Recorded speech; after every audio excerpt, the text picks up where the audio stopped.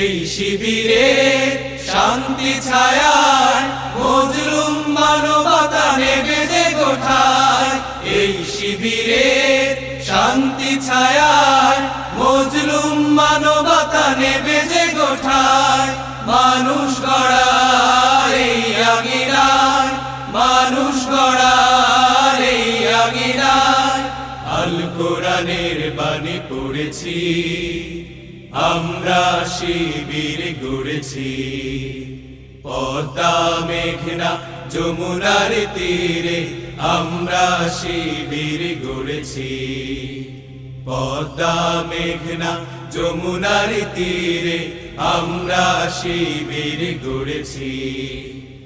আমাদেরকে হতে তুমির হয়ে জালিমের কণ্ঠ রুখবে, শরীয়তুল্লাহ